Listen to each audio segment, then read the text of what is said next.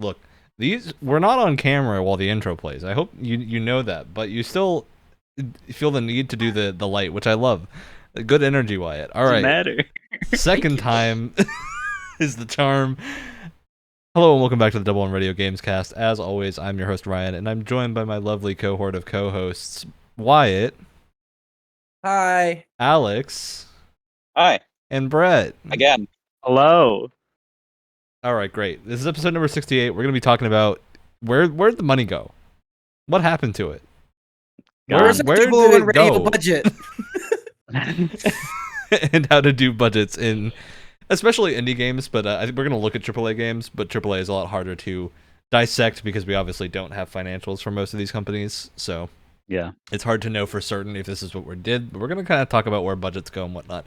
We also got some announcements to talk about this week. This was a big couple of weeks for game announcements, or not game announcements, but game adjacent announcements. We have a lot of small things that are happening, and then a couple of big things. So, Brett, you brought an interesting story to the table just a few hours ago. Why don't we start out with that? Yes.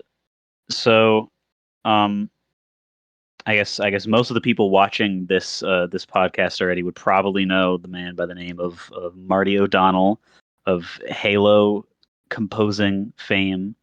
And he's in my eyes become a little bit of even more of a badass as of late because of his history of Bungie and Activision kind of screwing him over with not including his music that he composed in the E3 trailer for Destiny, and then him suing them over and him basically still being paid as if he was working for them, like to this day or something like that. But it seems that the Bungie saga just never ends, and they just can't do anything right for very long. It seems. Marty tweeted a couple things towards the beginning of this month that were just like, yeah, I'm Beginning of last considering month, leaving. actually, I think. Yeah. I mixed up my my Summer short months. J months. Yeah. um, about like he tweeted about stuff saying that like oh, I'm considering leaving the game industry and taking down like all of my accounts on the internet and stuff, probably just to like get away It from wasn't it. even just considering it, but he was saying that he might have to take down a bunch of his stuff. Oh, And people obviously they asked why, and his his response was ask the CEO of Bungie. I believe Pete Parsons, right? I Yes. think that's his name. And we still do not know.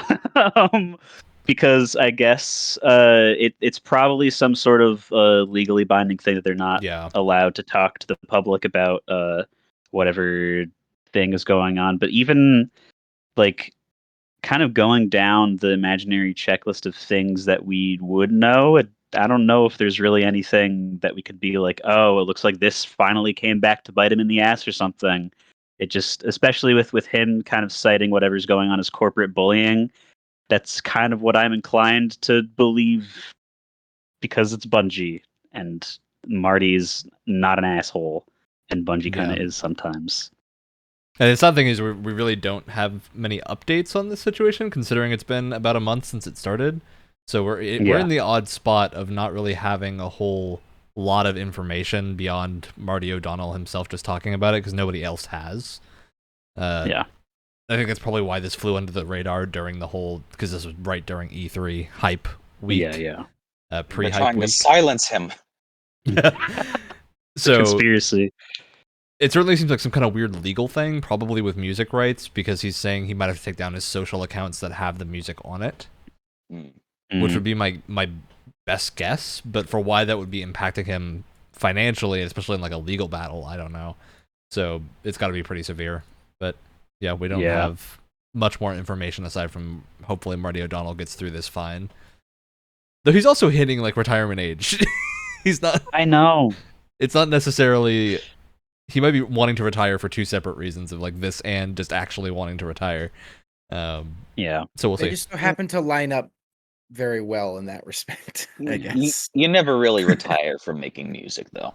Yeah, most creatives true. don't like retire Look willfully. at John Williams. That man is still making Star Wars music, and he's like, Yeah. Look at George like, how Lucas, still Uh, casually don't being look at him. Making Star Wars.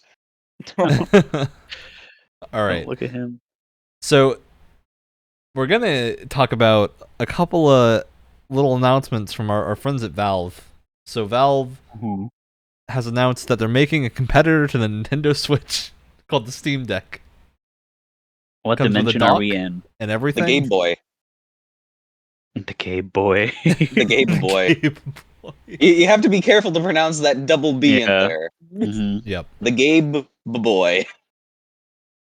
You know, the Steam Deck, for people that haven't seen it for whatever reason, is essentially a portable PC. Think like the Android tablets that were popular for a very long time, but with Steam OS, and it has a dock a la the Nintendo Switch, and is touted as being able to play a lot of the latest AAA games at probably lower resolution, but still high settings and whatnot. The big example they gave was it can play Jedi Fallen Order at max settings. It's pretty impressive for a little handheld. It's got some impressive specs, and the price point is pretty good, considering that like the super high priced one is only $100 more than an next-gen console, and the other ones are only $100 more than a Nintendo Switch. So, Yeah. good range of I could prices. see this. and thank God it has 2 physical thumbsticks and not 1 thumbstick And 2 and touchpads. and a weird touchpad like the Steam controller did. Like when I heard this, I didn't see a picture, and I was like, "Oh God, please let there be 2 thumbsticks." Oh no, That's what the 2 weird squares are on the side. I was Yes. The Yeah. squares are the It does- touchpads, yeah. which is fine because like if you're it's a nice bit of like extra input, but they shouldn't replace the thumbstick. Well, is it's what- the reason those touchpads are there is they've stated they want the Steam Deck to be able to play any game that is on Steam, regardless of if it has controller support. right. So because of that, to like achieve that, you would need that. You need form of something to emulate the mouse pointer, and Yeah. a touchpad is probably better than a control stick. Like But obviously, how you would don't the want only the touchpad. how would the Right. like the double-sided touchpad act as the mouse pointer? How do you think that would impact? I guess. I think it's just to give you more space to move it, input. so you can use like Yeah, you can maybe. use whatever hand you want on the touchpad. So, like, But if you you're wouldn't right be or using left-handed. both. You wouldn't be using both at a time. Not unless you need to change input. I I would mean, imagine. because if That'd be cool there's for web pages, if you can go on the internet and zoom and things. yeah, I was gonna say because there Yeah. not a scroll bar, so maybe you'd be able to like scrub in, and it would be like zooming in on like an iPhone That'd or be cool. something. Yeah, but I do have to say that kind of like I understand the importance from Valve's point of view of having the touchpads there, but then they also just kind of like everything else goes in the very top, so we gotta Yeah. make room for the touchpads and just the have physical everything I button- on want the to top. hear The- feedback. The buttons are The- kind How it of feels. The physical buttons feel very like squished on there, like really Yeah. pushed off. Well, to this the thing is side. big. I think that's the thing that a lot of people haven't noticed is like this is a big console for a handheld. Mhm. It's bigger than the Nintendo Switch Mhm. by an inch or two. So Ooh. it is sizable. It's not like I would put it more towards the Wii U gamepad size than the Switch size. Not quite Are that you big, telling? but Are you I telling will me also- I can no longer fit this in my pocket like I can the Nintendo Switch? Like I can fit an entire Nintendo Switch in my pocket? I will Because I say, can. I will say, you might still be able to. I will say, I'm because I'm looking at pictures of it right now. It does have convex thumbsticks, which for some reason a lot of like because there's been a lot of these types of like handhelds out there that like run Android and then you could run emulators on it or whatever, and they all have these like convex thumbsticks, and these seem more concave, which is much better in my opinion. 'Cause Yes. Yeah. convex thumbsticks are actually the worst. They're hard to grip. Yeah. It allows for you. Yeah, it allows for more grip without it having to be textured like a dog's nose. And to confirm, the Mhm. Steam Deck has concave thumbsticks. I think Wyatt Did said I say the other- convex? yeah, I you meant said I convex meant at the start. concave. Yeah. I meant Yeah. concave. My bad. It's also The got opposite paddles of on your the back, eyeball. which is nice. So you have like a ton of Yeah, the input paddles. options here. What, like paddle and trigger, like the usual. Yeah, well, controller? it's got bumper, trigger, and then 2 paddles on like the grip part. So like if your hands are here on the bottom, Oh. Like an Xbox Ooh. Pro controller kind of. Yeah. Although hopefully it won't fall apart like the Xbox Pro controller. so tons of I- input, and it seems like you probably Yeah. could get a lot of games that may not run natively on controllers to work pretty well with this. If you can remap things creatively, and like I that's the part I'm excited for, is to see what user like input methods are come up with, because Steam Big Picture mode, which not a lot of people use, but it works great if you have your Steam set up towards like a TV or something, has the automatic ability to like pull the highest rated user control scheme for a controller for any game that has support for the controls. So that was super useful on the Steam controller. If you wanted to try to play a game that wasn't natively built for controller on a controller, a lot of the time users would come up with like these really creative control schemes that worked really well. So I'm excited to see how that comes out with this. Speaking of, maybe. What's the charging situation like with it? USB-C. Huh.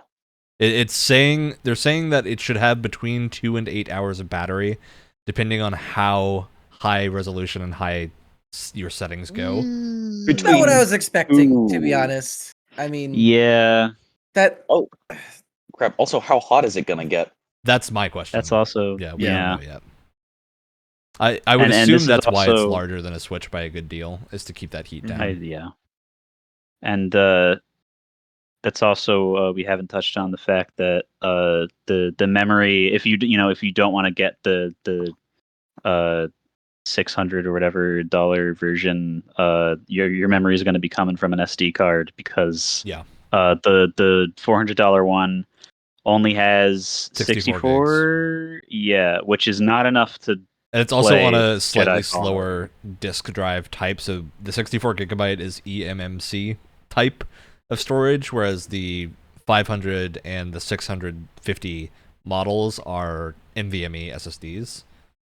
They're a fair bit faster, but they did say the 64 gigabyte version does still have the slot for the SSD. It's just not in use. Okay. So you can open it up and buy your own. That's something Gabe Newell did confirm. So if you're a hardware modding oriented type of person, you can go for it. Get some cool mods on your Steam Deck. Yeah, I could see this being a really big grab for people that don't have like a super good PC or laptop already, or for people who don't have a Switch, because just so every so often Nintendo likes to accidentally leak a game like 10 days early, and then you can just put the emulator on the Steam Deck and then run it like 30 frames per second better than the actual Switch can. Alrighty, depending. So this is a Linux. It's Linux based with SteamOS. So there is some concern. You can wipe the OS and put on Windows, but then obviously you're losing out on all the Steam Deck specific OS stuff. So I'd be pretty hesitant to do that unless you really want to do things that the Proton VM, which is their built-in virtual machine for Windows to run Windows games, can't do everything. It has issues with a fair number of games. It works pretty well in most situations, but it does have some issues. So that's something else to be aware of, is it may not play every game perfectly. All I'm hearing is it's time to see how many mods it takes in Skyrim before I melt it. Yeah. I mean, the nice thing is it being a Linux-based system is going to make it super friendly to emulation. So I am incredibly excited. Like, this is the reason I might want to pick one up at some point. They're looking at like Q2 2022 being the current estimated order date. If you are able to get into the queue for it, you need to actually, like, the way they're doing this is a little bit more clever, I think, than the next-gen consoles, where you need to have a Steam account that has made a purchase, and it's a $5 reservation that's refundable, but it is like you put in $5 and that reserves you the ability to order this when it comes out in the order that you reserved it. So you actually are like guaranteed a position in line so long as you do that, which is a little bit cleaner, I think, than how a lot of the next-gen console stuff has been going. Yeah, that's not that high of a bar, but yeah, it is. It's not a high bar, but it is like it's something. It's something. I think the big thing is it needs to be an account that has existed for 30 days and made a purchase at some point. Yeah, that's the big thing. That's good scalper defense. And also, like, when you see things like 3,800 PS4s being used to mine something in Ukraine or whatever, the article I saw today. Oh yeah, 3,800 purchases of $5 adds up to a lot. They're farming FIFA Ultimate Team. Yes, that's what they were farming. Yeah. Oh my god. Yeah. So even that small price is enough, like, as an extra anti-scalper kind of thing, which is I don't know if you were a scalper how you would have been able to tell that I would have needed a Steam account with 30 days to be able to buy this, but screw you. Yeah, I think it is definitely pretty effective. Yeah. The other thing too is that because looking at it, it's like, I mean, you probably could play some like good-looking games at max settings, but on a screen this small, you wouldn't want to do that anyway. Well, that's why it has a dock. Well, yeah, but I'm saying like if you're playing this on the go, right? Like the screen is so small that you're probably not going to want to play it at like 4K and stuff like that. Like that's partially why the Switch can get away with a lower resolution if you're playing in handheld mode, because on a 6.7, 6.8 inch screen, 720p really doesn't look totally that bad. Fine. Yeah. So I do think that's a benefit this has, because the screen is a 1200 by 800, I think, on the portable version, so that's going to definitely help save battery. And then of course, like, I'm sure plenty of people are just going to have save 2 setting profiles of like when they're playing it portably. If they want to have a lot of battery life, just turn the settings down in whatever game you're playing. Limit the maximum clock speed of that thing so it's not overheating, and then your battery will last longer. So I don't know, I'm optimistic that this is going to be a cool competitor for the Switch, because I think that's probably why we haven't seen a Switch Pro or something, is there's nothing to compete with it, so they don't really need to update this stuff. Whereas if something is coming out and actively competing in that same marketplace, especially that has like the openness of the Steam platform and can play like Game Pass games and tons of indies that normally wouldn't be playable on console, I think this is going to be pretty big so long as it launches successfully. That's kind of the history with Valve, is their launches are often questionable. Like the Index is still almost impossible to get if you want to get an Index. Steam Deck itself might end up being in the same situation for a little while, so definitely hop on that if you're interested and get that reservation. It is refundable. So, and we're not going to be getting a Vita 2 anytime soon. So no, I'll take my beefy handheld consoles from wherever at this point.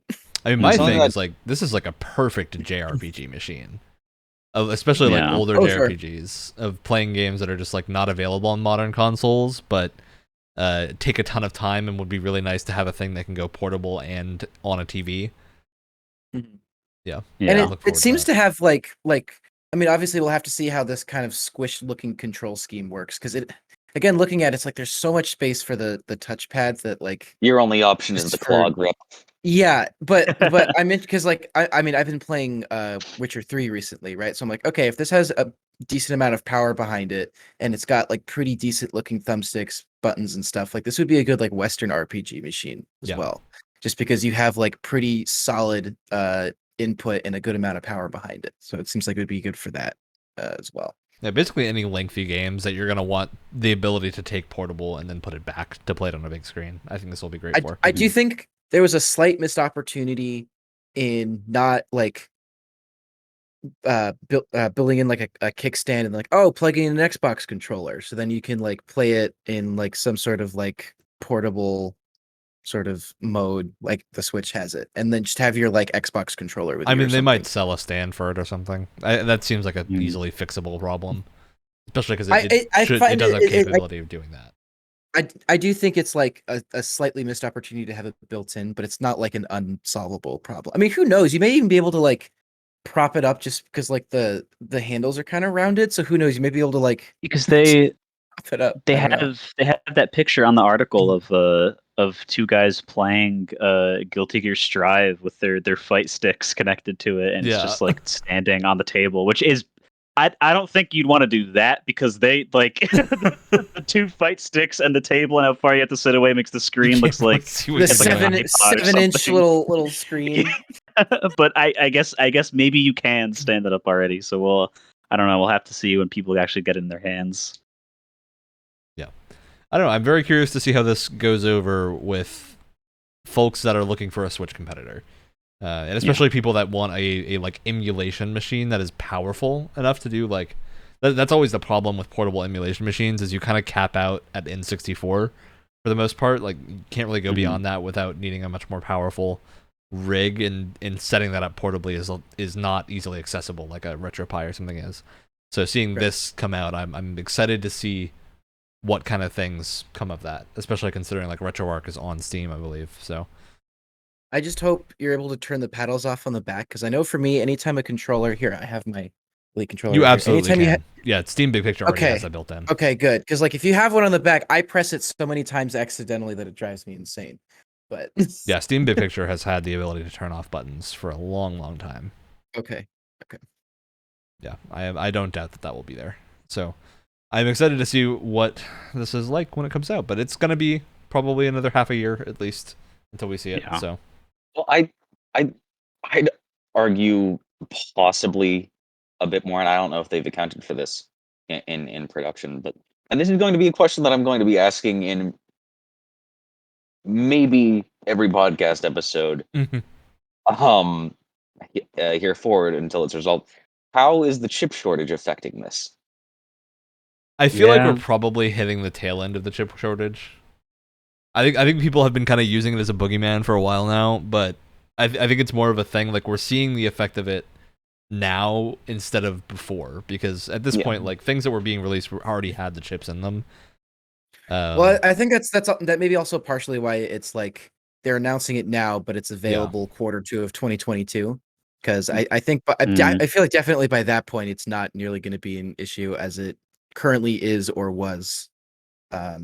I think them announcing it now and releasing it much later is probably the best route to go for that kind of thing. Yeah, because they can at least gauge how many things they would need to accrue by that much later point, instead of being like Microsoft or Sony and being like, new console out in like 5 months, so get them while they're hot, I guess, and we gotta scrounge up all this stuff. Not our problem anymore. We'll find out. It's basically the answer. What do you to mean chip there's not shortage. enough plastic in the world? All right. So, look, there's a game I talk about a lot on this show called Final Fantasy XIV, and I'm going to talk about it again because something interesting happened this week. So we talked briefly about Asmongold, and I'm going to mention his name again a couple of times so that way we can be on the YouTube algorithm, because that episode immediately did better than any episode we've ever put out. So good. So thanks, Asmongold. Good to know. Good to know they're listening. Good to know. Asmongold's name is just like the YouTube golden key right now. Good to know we're hack fraud clout chasers. Clickbaiters. Yes. Hey, if it works. Oh, we just gotta start doing reaction videos to Asmongold's reaction videos. Then we're all set. That's all we gotta do. That's set for life. All right. I'm leaving. So what I was Star Wars channel. No, it's a Halo and Mass Effect chat. Okay. So what I was actually going to talk about with Final Fantasy XIV. So in the wake of Asmongold and a couple of other big WoW streamers and YouTubers, Rich Campbell and SFan, are trying it out. There's been this massive wave of new players to Final Fantasy XIV, and this is like one of the only times I've ever seen a digital game sell out. The digital game sold out for a solid period of time. And now we don't know if this is because of key shortage, because you have to generate keys for like the Steam version of the game when you sell the game. Like you have to have the keys ready to distribute, because you don't make more than like a batch of them at a time, so you're not having Steam create all this excess stuff. So either those ran out, which is entirely possible, or the other thing is that if you look at Final Fantasy XIV's server status, they have a way of telling what servers can create new characters and what servers can't. It's based just on like active players at the current time and how many total players are on the server. Every single North American server filled up completely. Oh You could not create a new character for like 4 or 5 hours on like Thursday of last week because of this. God. To where the game was so popular and there were so many people in the game at a time, the server just could not handle any more characters being created. So that might have also been it, is that they shut it down when that was happening so that people wouldn't buy it, download it, get in, and realize they couldn't make a character. Because guess what? The game is too popular. So yeah, it's also broken its concurrency records and everything. It's been doing bonkers last week.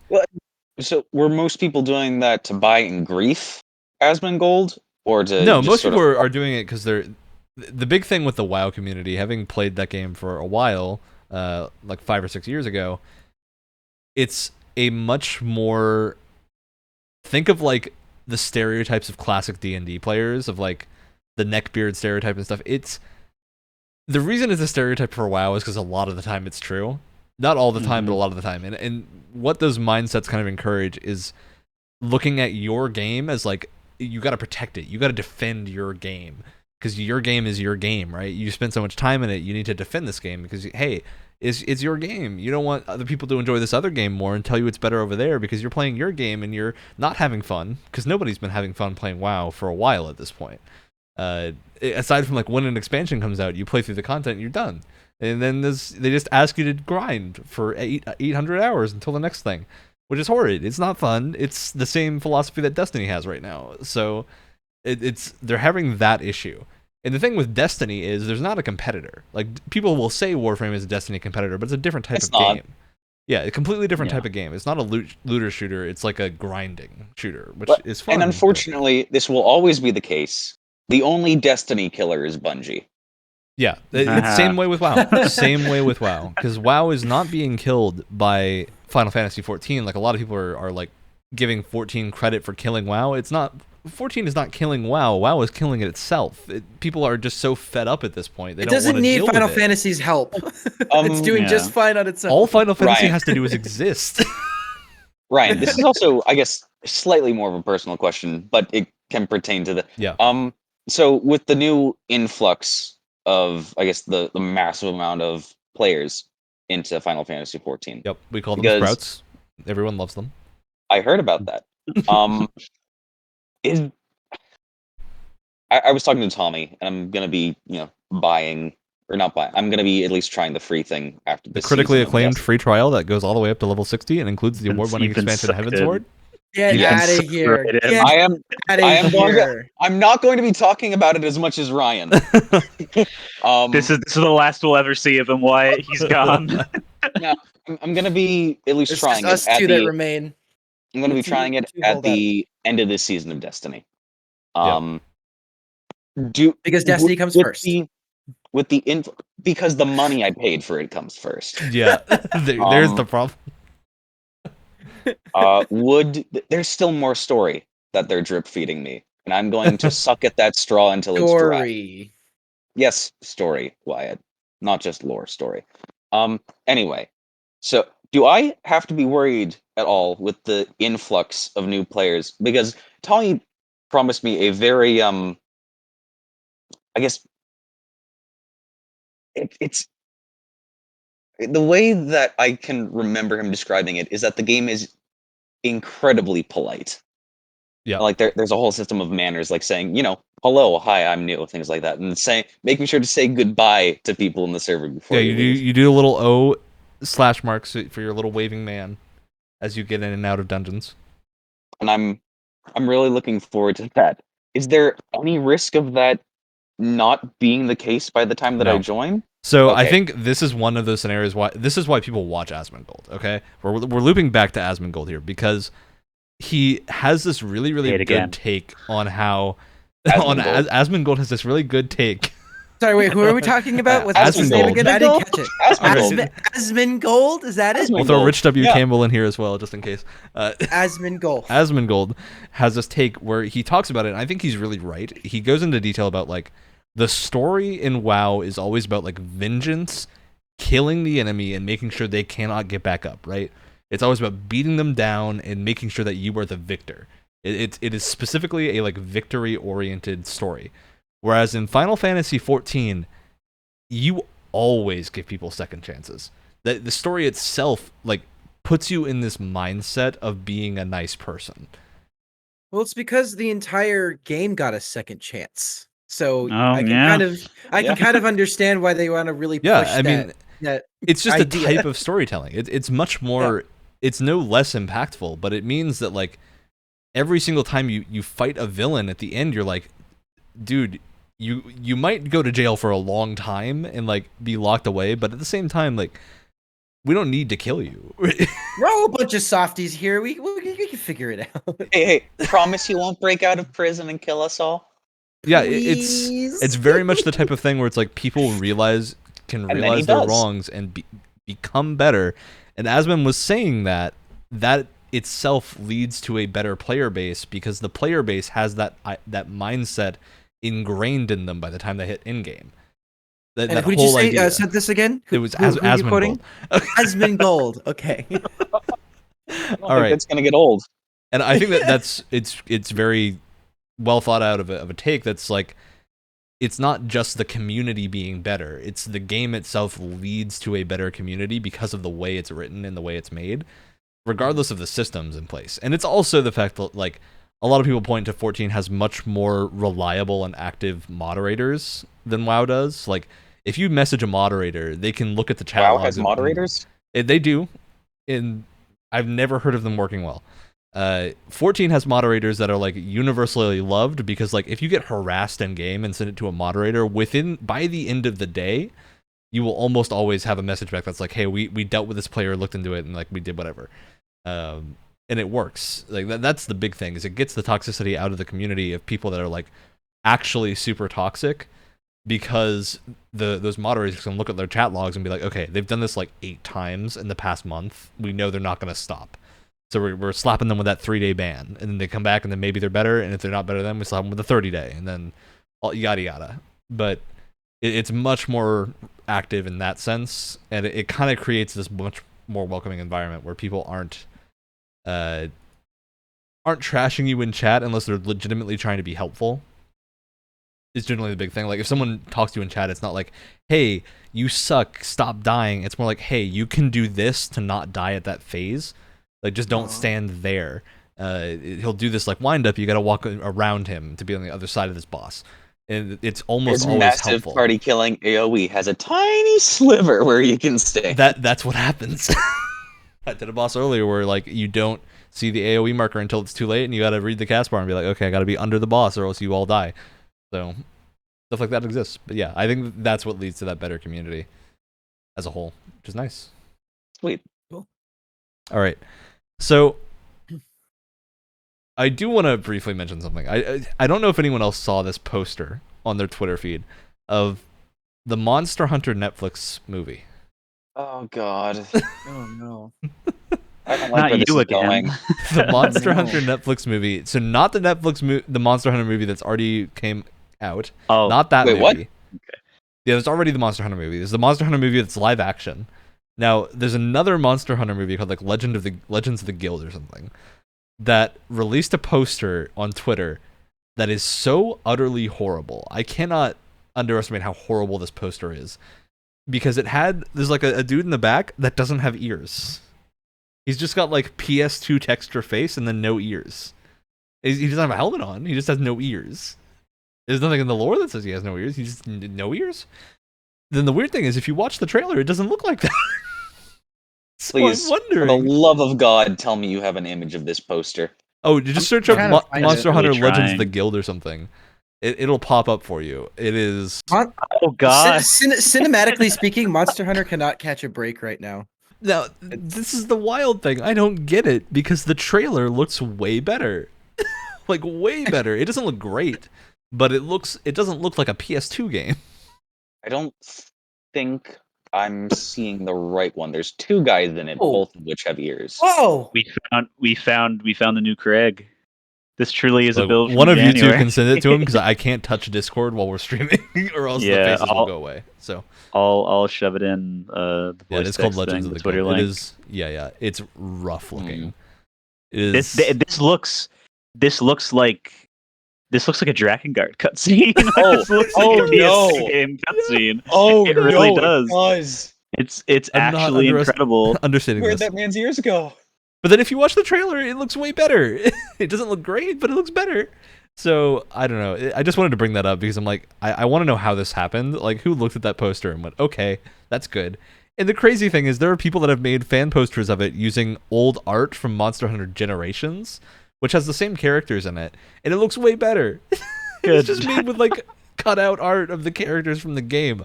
So I don't get it. And that game was for the 3DS. So I don't understand. I just want to know what happened.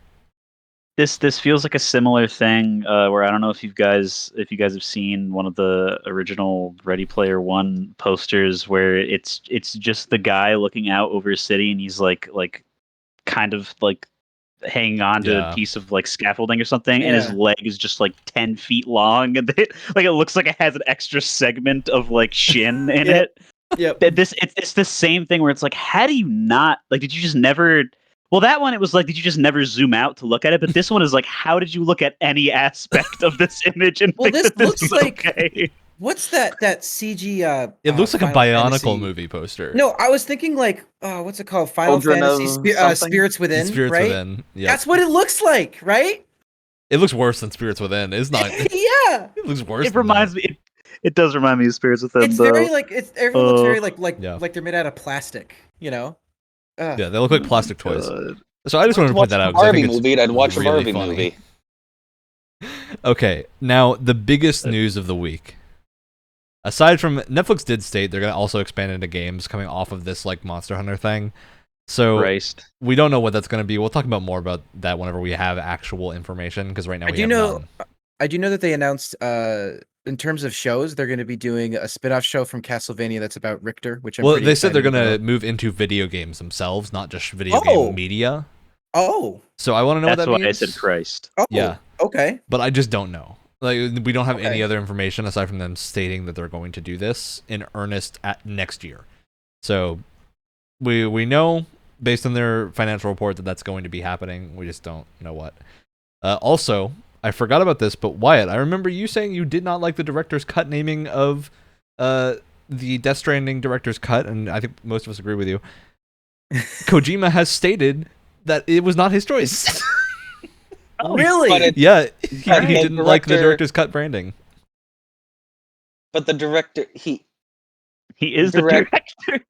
I'm betting. Was this a PlayStation thing? Well, I'm betting he wanted to make thing? like Death Stranding Enhanced Edition, but then Asmongold Sony said no.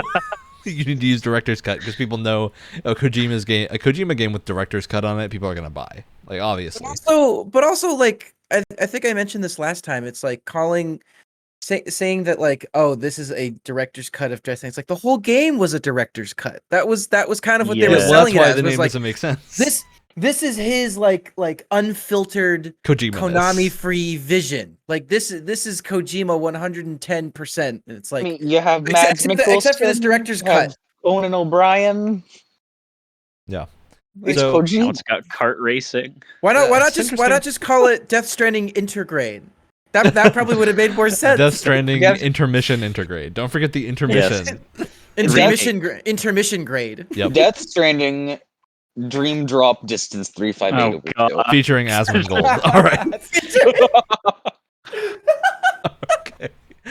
All right. We got one more bit of news, and it is like I think the most exciting piece of news, even though I love the Steam Deck. So a Nickelodeon All-Star Brawl featuring Asmongold and Dante from Devil May Cry, not actually, was announced. So I assume all of you have heard about this by now. The Nickelodeon fighting game, which is very heavily inspired by Smash. It's being made by Ludosity, or at least in partnership with Ludosity, who is a company that have actually made a good Smash clone.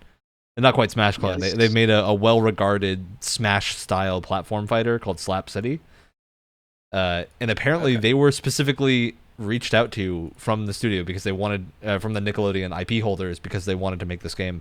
So I think I saw this was very iffy because, you know, there's the awful Kung Fu Panda game that's like Smash. It's just terrible. So I was like, is this going to be another one of those? Is this going to be like a terrible PlayStation All-Stars? It's being made by competent devs. And the roster is pretty stacked. XJ9 and Timmy Turner will whoop your butt. There's Invader Zim. The trailer doesn't show Avatar characters, but we've seen box art that has Korra on it. So we assume there's going to be Avatar characters. That's it. And like that's what cinched it for me. I'm like, okay. Yeah. If there's Avatar characters in this game. Yeah. I'm excited about that. There's Danny Phantom. There's so many classics of like our generation of Nickelodeon watchers, which I wasn't expecting. I was expecting more of like the current gen of Nickelodeon, which, you know, most of us don't spend their time watching children's cartoons. However, we are forgetting the most important character of the entire roster. Yep. That being Nigel Thornberry. Of course. No, I love that Nigel is there. Smacking into the field.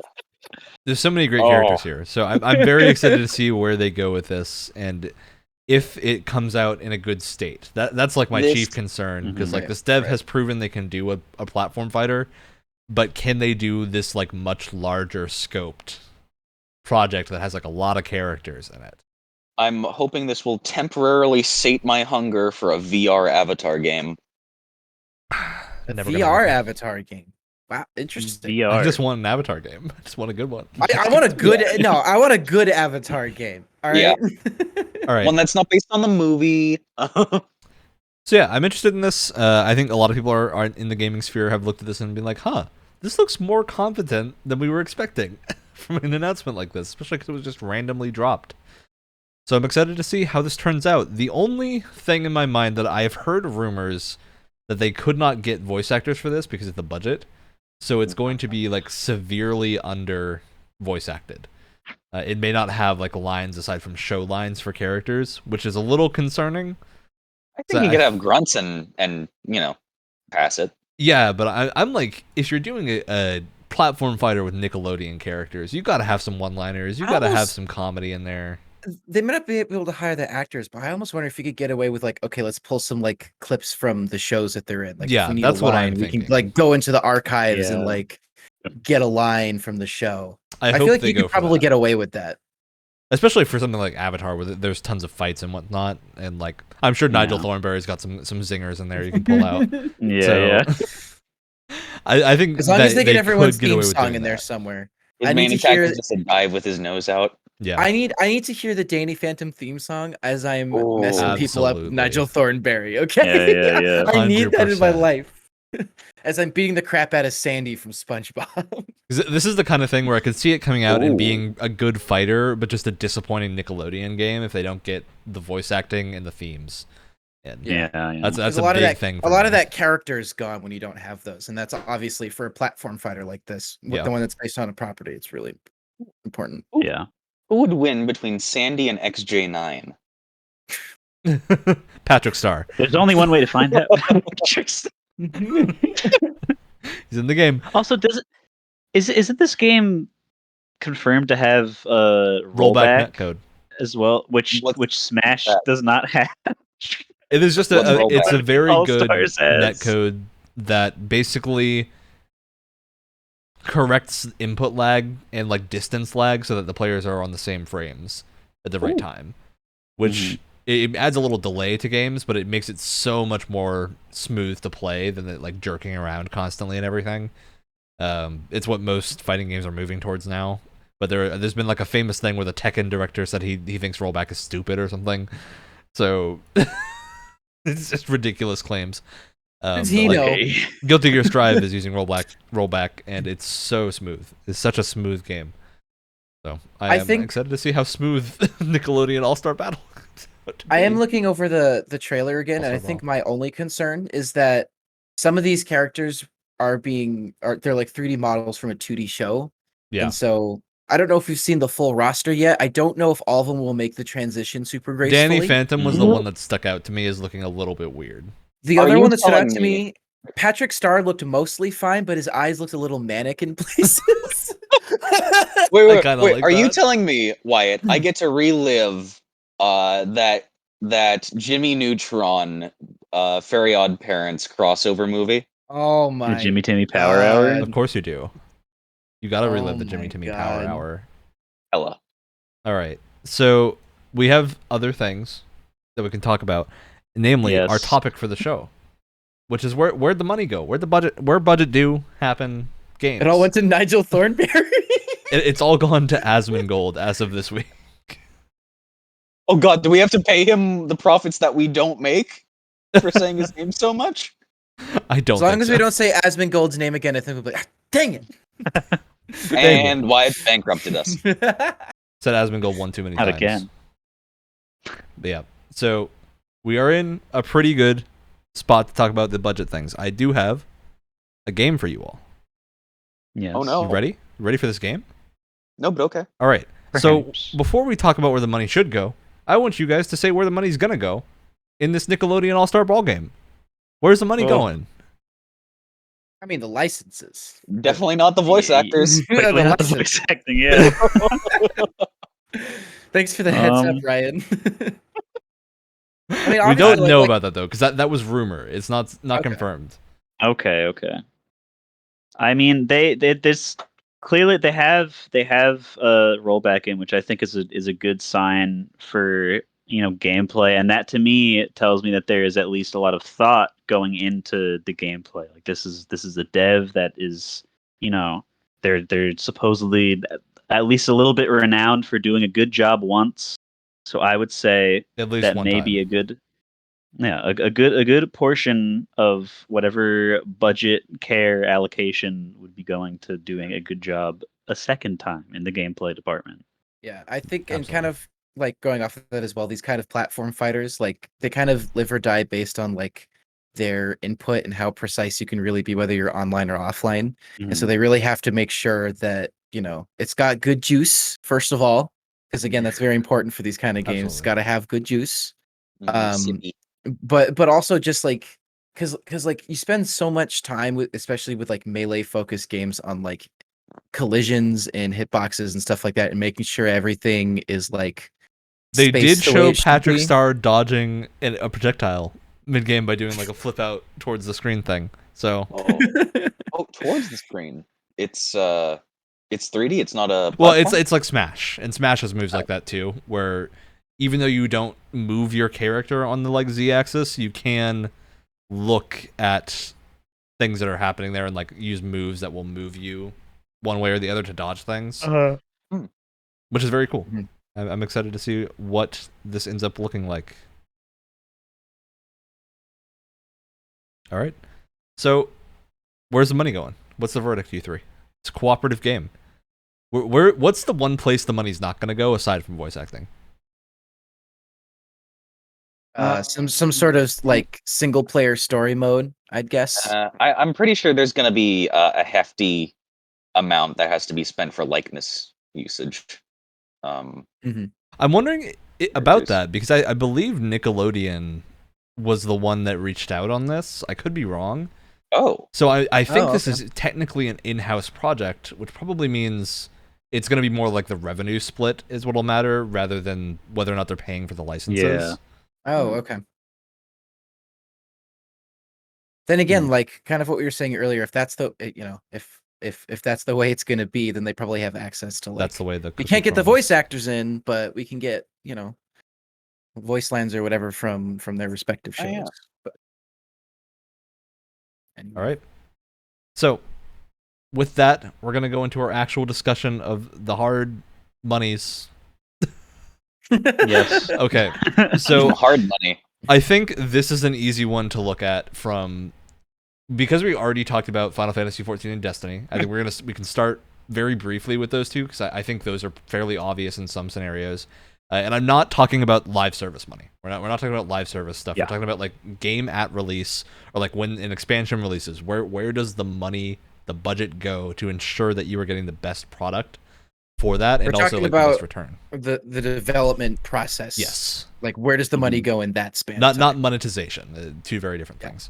So Yeah. in the context of like JRPGs and Final Fantasy, because that's what I've been playing recently, I'm going to include Nier in the JRPG category too. Even though Might it's a as little bit well. different. But I think one thing that stands out to me a lot, and I'm sure you all will agree, is voice acting. Is the thing, especially in a lot of JRPGs, that I've noticed more and more. There's less of an emphasis on it in so many like AA budget games, and then there's way more of a way to tell how high the budget for a JRPG is by how much voice acting there is, almost instantly. I don't think I've played a JRPG where the entire game is voice acted. I don't think that's happened that I can recall. But you can tell like Final Fantasy XIV as you go on gets dramatically more budget because there's dramatically more voice acting. That's like the instant signifier is more and more cutscenes are voice acted, including ones that aren't main story significant. That's like the signifier to me is as soon as something that isn't related to the main story is voice acted, the budget was relatively high. That makes me think of like Tales games too, of where almost exclusively it's the main story, aside from some of the newer ones have some like voice acted heart to heart type scenes. But I think that's like the thing I instantly go to with RPGs is how much voice acting is there, and that gives you like a general look at how high was the budget for this game.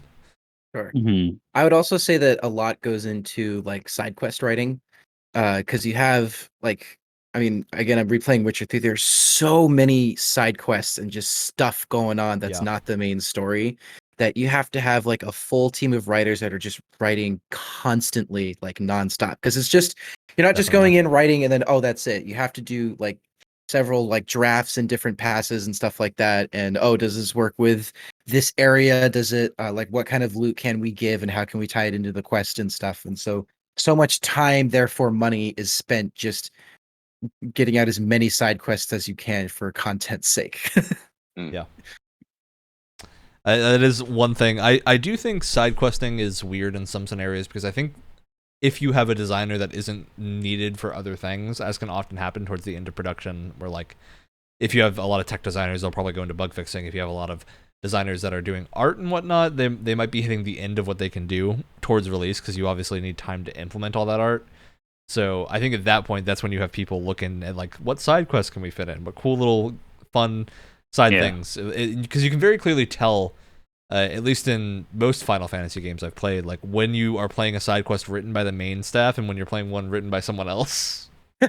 Yeah, you can instantly tell the quality either drop or like change. Where there's a couple side quests in 14 that are done specifically by the head writer of Shadowbringers, which is like the most critically acclaimed expansion, and you can instantly tell they're done by her, because their quality level and like the type of story they go into are similar to that expansion, where like they get really, really high quality, no voice acting, because side quests obviously in MMO, not everything's going to be voice acted unless for some reason you're ESO and can afford to voice act every single person in the game.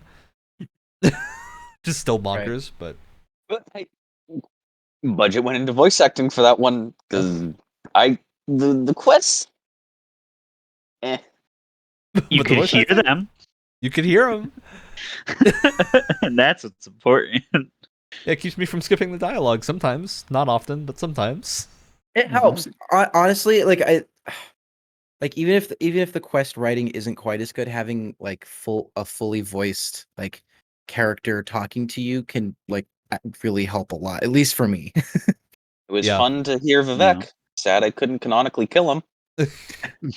I think it really matters depending on the type of game. Of like, if I'm in it for a 100-hour JRPG and the side quest has a bunch of dialogue, I'm gonna feel bad if I'm skipping it if there's voice acting. But I think like they know when they're making that a lot of players are just gonna be like, okay. You mean that 30-minute cutscene, Ryan, in Final Fantasy XIV? That's not a side quest. That's the main story. But I do think there are like all these side quests that you don't need voice acting, because the information in them you can get by skimming. Just like read it quickly and move on. Yeah. And that's the benefit of 14. Doesn't deliver you the quest descriptions in like a block of text like WoW does. It gives you the little Twitter posts or say something things that you might need to look into the game's website to all define the more lores in the information on game. quests. What a groundbreaking idea. Or mayhaps look into a weapon or piece of armor description. Yep. I think that's a good signifier. I do agree that it does depend, like on the. I guess like this is kind of like depending on the type of game, where it's like when Final Fantasy X came out, it was like a landmark thing that this was Square Enix was going to voice act anything. This Final Fantasy any game. of it was voice acted. That was incredible. It was incredible that it was voice acted. It's just it was the first one.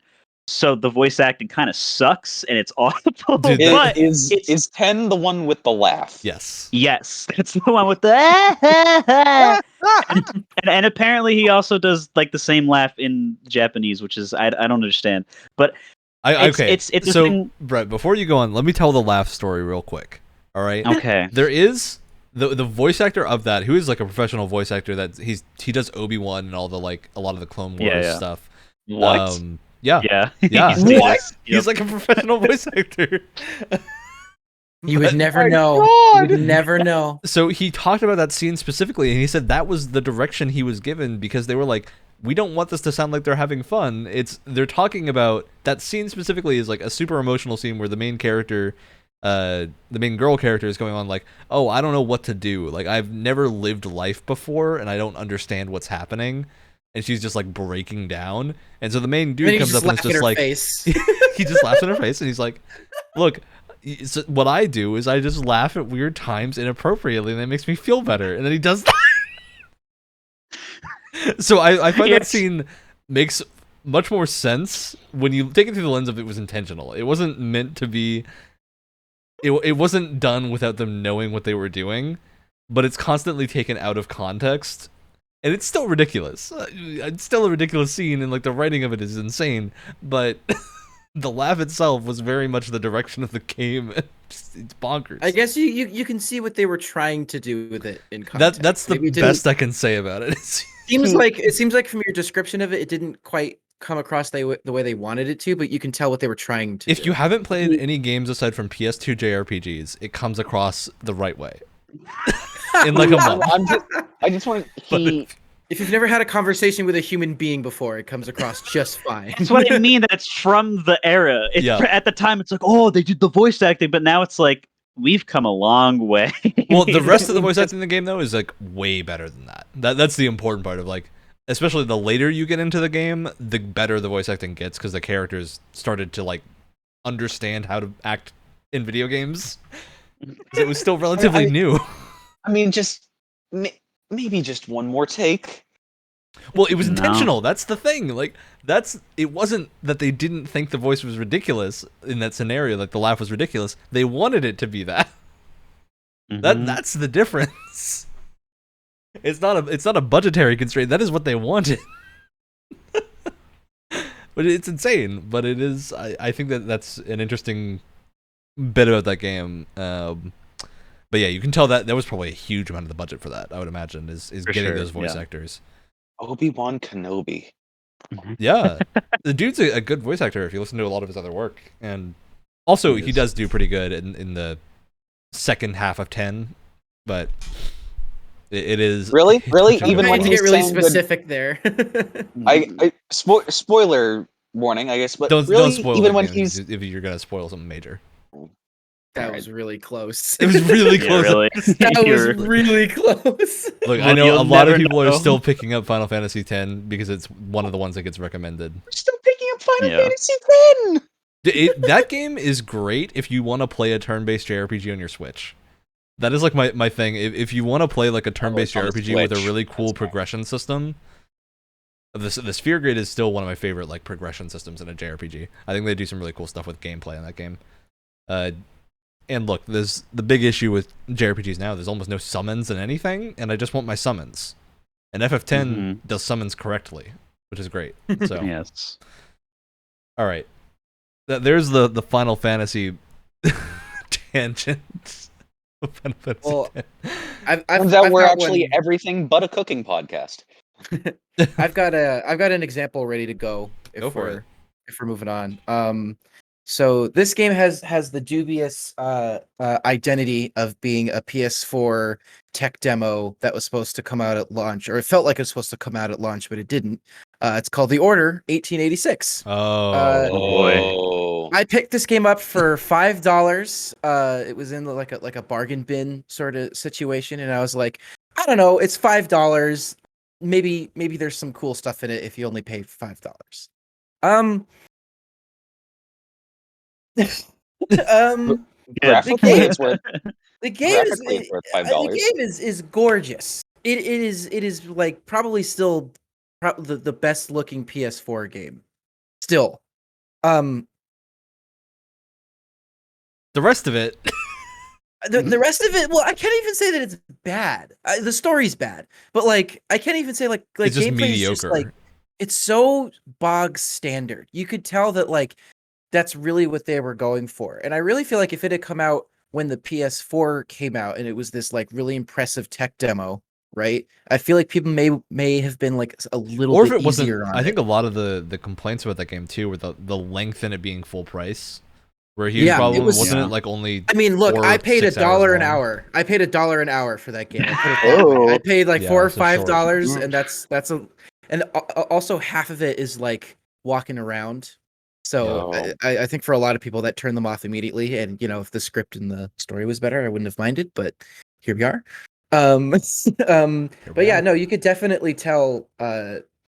Like time, budget, everything was just, dang, this game looks pretty. Like a lot of like it gets a lot of the small details right. Like there's a moment where you're high up in like a blimp, right? And you're kind of scaling the outside of a blimp, and you can just see like the cloth of the blimp is like making this imprint. Their feet are making like this really nice looking like imprint as they're walking up it and stuff like that. Like it looks good overall, but it gets a lot of the smaller details. Like, oh, we're gonna have this lamp that's like encased in glass and it's like raining, and all of like the raindrops on it look really nice, and the lighting reflects really nicely. It looks gorgeous, but again, that's kind of all it has going for it. And if it had come out, you know, at the PS4's launch and that was the tech demo and not knack, I feel like people would have given it a little bit of a pass, because it's like that's kind of, for the most part, that's what launch games are wow, aren't our graphics so pretty? You know, that's what Rise was, which was Xbox's launch title as well. So yeah, still, you know, if it came out, you know, if they said, oh, this is a PS5 game, and they had that level of like fidelity, and then maybe uncap the frame rate, it'd be great. But it would still look great, is what I'm saying. But yeah, that one's like probably the most obvious. Like, we spent all of our money on visuals and nothing else. Like, I can't think of a more obvious example. Yeah, I do think when you look at especially indie games, you see a lot of that same effect of, you can really tell if a game looks really good, especially indies that are developed in a shorter time span of like a year to 2 years. You can almost always tell that's where 90% of the budget went, and the other 10% was either like the one dude who was super passionate about the game and like coded everything, or it's just not super well thought out. Like, that's the thing that I've been trying a lot more of, like weird indie games with Game Pass and the Humble Bundle monthly stuff, of like trying to try all these weird games. And something that I consistently notice in so many of these smaller projects is that there's so little thought going into the design of a lot of mechanics. Just they go for surface level, does this look cool? And like it's almost like when you're playing a tabletop RPG or something, and your DM is 100% going for rule of cool and doesn't care about the rules. There's you need to hit a middle ground, right? You need to have the cool moments, but they need to be earned. And what happens in so many of these indie games is they have this really awesome mechanic, but they give everything to you at the start. There's no progression, and then the game only stays fresh for like an hour, because that's how much you can get with only that one mechanic or system propping it up. I think there's so many indie games that struggle with that idea. There's one that came out recently called Boomerang X that looks really, really cool, but the super common complaint with it is that it's like really great for an hour and a half, and then it just kind of ends and like stops really early. They're just Let me guess what the mechanic is. You got a boomerang. Yeah. The boomerang mechanic stays fresh for a while, from what I hear, but it just ends very, very quickly because the budget went to making it feel good, and then they could only make enough content for that like first hour and a half. If I had to guess, I would put my money on, oh my god, there are so many games coming out on Steam. We need something to like hook players and get them interested just by the Steam page. And so it's like, can we make the game look really cool, but then actually playing it and putting it into practice is a lot harder to do. But you just want to get their attention so that you can get eyes on your Steam page. Which is why I'm curious, because we're having soon, there's going to be like a deluge of indie games that are passion projects coming out that have been in the works for like 5 to 10 years. We have like Hollow Knight Silk Songs coming. Chris Tales is coming next week. So, is it? Yeah, it's soon. It's one of the Game Pass games.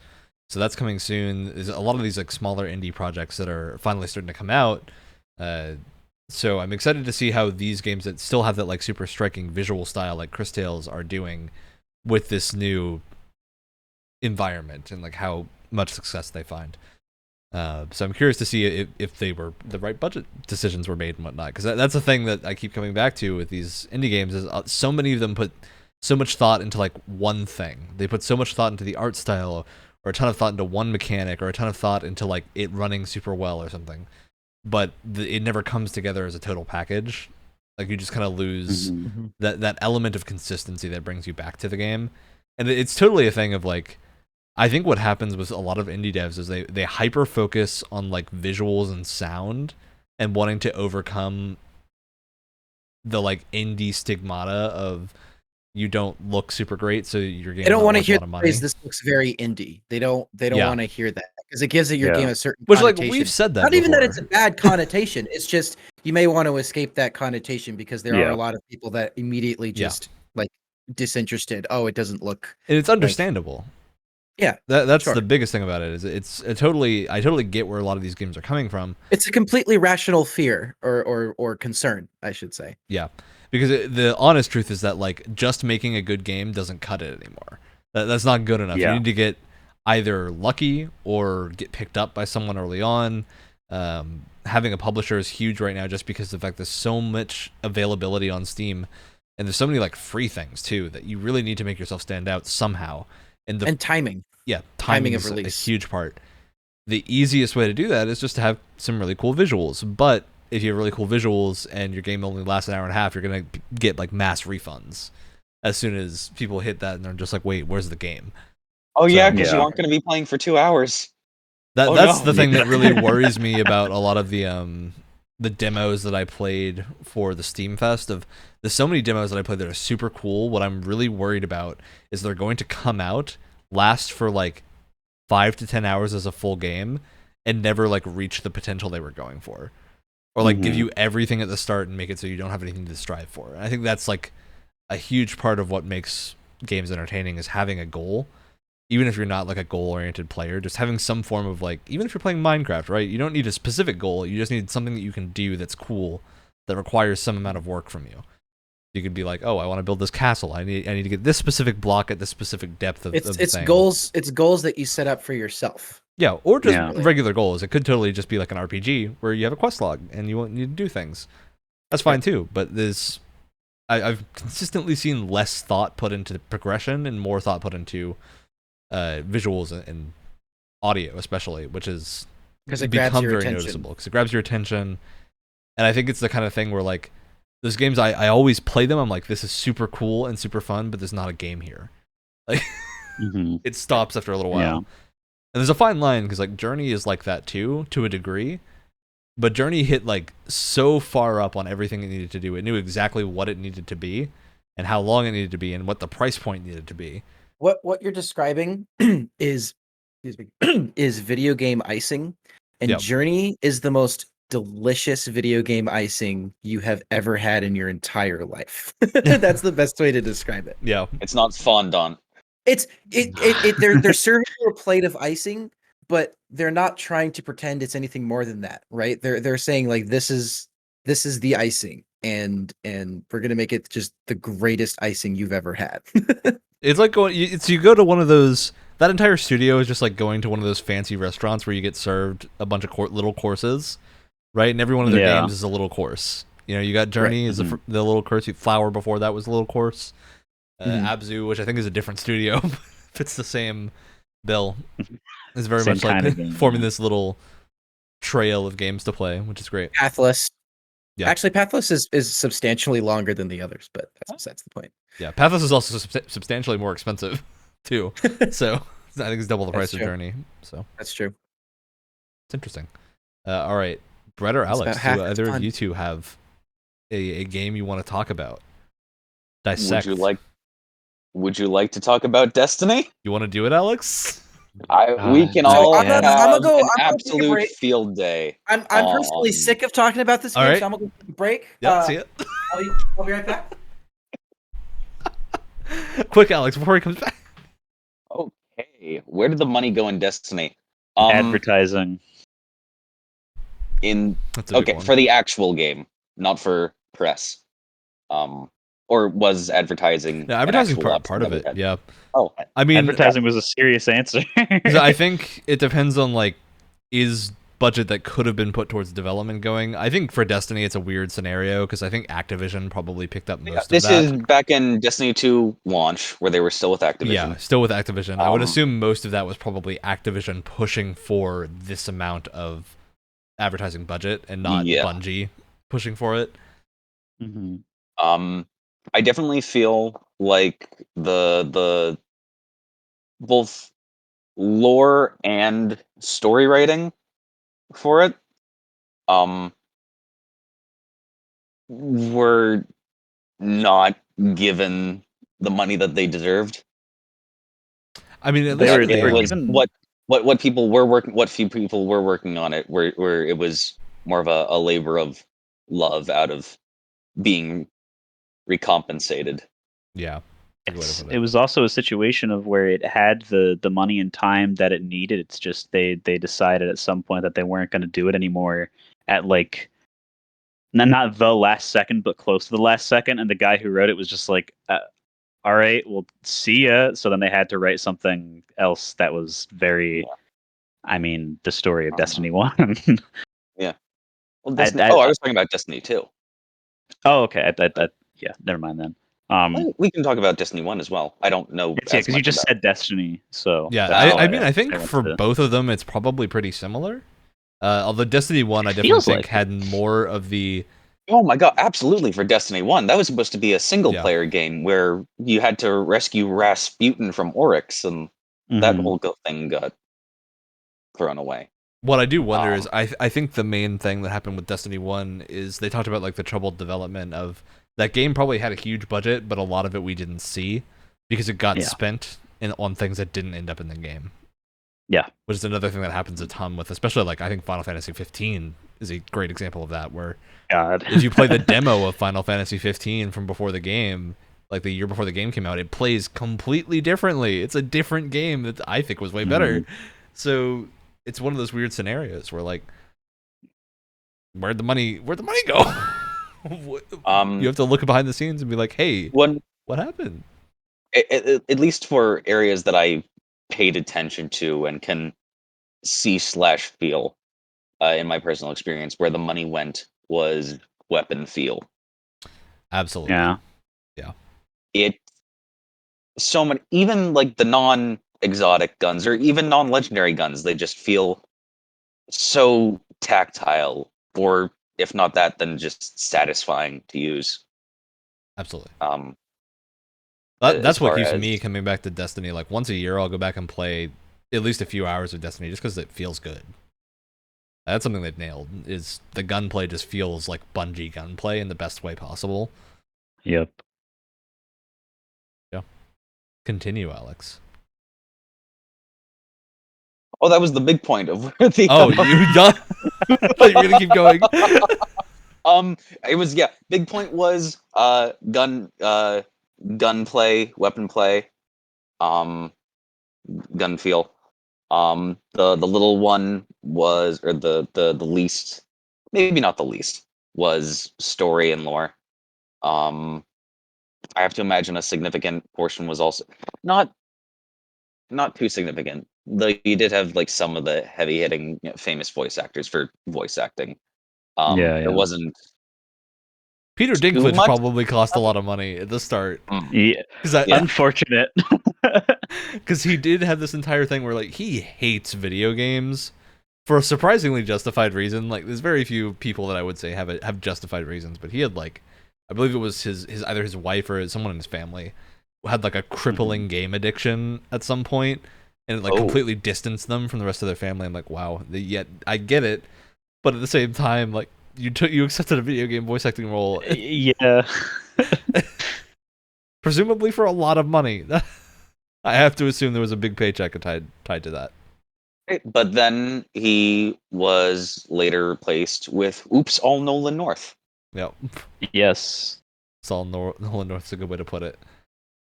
I feel like that would have been a prime opportunity to like pick someone up new to voice acting, or like relatively new or unknown, who would have cost you way less money. And probably. And they have so many lines in the game because they're your ghost. They're what's talking instead of you. Mm-hmm. Really give it a unique identity instead of oops, Nolan North again. Yeah. Can be fun in its own right, but it might be a case of not necessarily to the Kojima extent, but like the kind of like starred, hungry, like that would be, we have to replace Peter Dinklage with someone else who's well known. Otherwise, people are just gonna people aren't gonna get it. People are gonna be upset. And the only option you see was Nolan North. There was no other option. Yeah, I mean they already had a contract with him, so maybe it did work out to not be as expensive as hiring someone new. I could see that being the case. And then I've looked in the credits for recent Destiny 2 things. Compared to Destiny 2 launch to the latest expansion, they got rid of more than half of their voice actors. Yeah. Yeah. That's because it is almost legitimately oops all Nolan North. I wonder if that's more to do with voice acting being expensive or more to do with the time they would need for people to oversee that. Maybe, and there might have been some COVID stuff along with it too. But there's like having not every playable race /class had a specific voice actor to it, but now it's just 2 for everyone, 1 male and 1 female, and the male. I feel like if they were doing that, they should have done that first. Like that's the kind of thing you need to decide on early. But I there's a very distinct change in voice acting between here's my Awoken's voice from Red War. We're still talking about Destiny. Okay. From Red War through Forsaken, and then who is that at the beginning of Beyond Light? And it's the same with the EXO, but it's just completely different people, and it's as well because I feel like the EXO's voice especially had a great impact when you hear it the first time, and it's such a shame that like you don't get that gravel with the rest of it, which is had a cool robot filter on it. Yeah, I feel like that's definitely something they lost out on. So yeah, I think they should have been consistent the entire time, or at least done it of like you have the one voice actor, but you pitch them in different ways and apply effects for the Awoken and EXO. So I've also always felt like because they obviously have really high production value in like most areas, but I've always felt like that's kind of held them back in a lot of ways, especially when it comes to like live service and coming up with content like after your initial release. Like they have such a high like production value standard that they've set for themselves that it must be impossible to keep up with. Like what it feels like to me is that they have the high standard, which is like their story content, the new story missions and whatnot that come out, and then they have and then they have the standard that is like they don't have a middle ground. They have that, and then they have like the Solstice event way below hand, and then like that's what they do for everything. Is they get the story right, and then they shoehorn in all this other stuff of just like, okay, there's cool ideas here, but we didn't give it any time or budget to make it actually work in a way that is fun and not incessantly grindy. I mean, when you're also specifically looking at like everything looks gorgeous, like whoever does skyboxes and stuff. Bungie, they know how to do a skybox. They're incredible. But the thing is that those things take so much time that like they really don't have the time to make new areas. So like we have to reuse so many areas. We have to reuse so many bosses because there's such a high standard and there's so much like detail that goes into these areas that they just can't crank out new areas like with every expansion. And so they have to keep using the same stuff again. I was going to say reuse or just scale up someone for or just make 2 of them. So you have to fight 2. I mean, I'm honestly go ahead, Alex. I have, and I will continue to wipe raid encounters because I like looking at the sky. That's the way to do it. Wait, hold on, wait, I'm out of focus. Hold on. There we go. What do we need to hold on for that, Wyatt? What was the hold on for? The show can't continue if I'm out of focus, okay? Everything falls apart. Everyone pay attention to Wyatt. It goes to complete chaos if I'm not in focus. Right. Don't you understand? So, yeah, what I was going to say about the production value thing is I think that's honestly an issue with one of the few issues that like Warframe and Destiny share is they have this issue where they create these things with super high production value that are great, and then they don't put enough effort towards the things around it that are the side content where like you just have the bare minimum for it to exist. And Warframe doesn't do this as often as I think Destiny does, and it tends to get fixed, but there's so many things in Destiny that like eventually get scrapped or get completely changed because they weren't made to standard originally. I think that's a reoccurring issue all the time is they don't create these things with the idea of longevity and like revisiting them later on and making sure they're up to par. Instead, they just go, okay, we're just going to stop effort on this and then go completely different in a different direction. Including sunsetting being sunset. Yeah, I mean, I legitimately think And the Warframe devs have talked about this. Is this concept of content islands where you keep adding content to your game, you keep adding these systems, but none of them interact with each other, so you end up with players having to bounce themselves into all these different islands of content. And in match-made games, it's a huge problem because that means you can't find a group for tons of things. Like if you join the game now, imagine having to like grind a specific exotic or something that's from an old quest, and you need like goals that require other players. What are you gonna do? Good luck. Like, I don't think I don't recall Destiny having that much of an issue with that, just because of the way their exotic quests are designed to be just a grind fest of generic objectives, which is not necessarily better. and then the ones that were, you know, specific quest locations that have gone away. Yeah. You can just purchase exotics at the exotic kiosk for a resource that you need to complete. I think it's at least 12 raids. With so one, you need friends playing the game, which is hard enough to find already. Then there's this weird. I don't know if we've ever talked about the guided game system of Destiny before. Maybe very briefly a long time ago, but I don't think in any detail. That is absolutely horrid. They give you a set number of tokens that you cannot buy or purchase or earn any extra of. Like be like 10 of these. So you have like a free LFG ticket or something along those lines into a raid. Yep. And they expect you within that amount of tokens to find a group of friends to play with. And if you don't, it's screw you. See, this is specifically I'm gonna loop us back to Asmongold because he specifically talked about the same thing. Okay, I'm not saying him again for the meme. Yeah.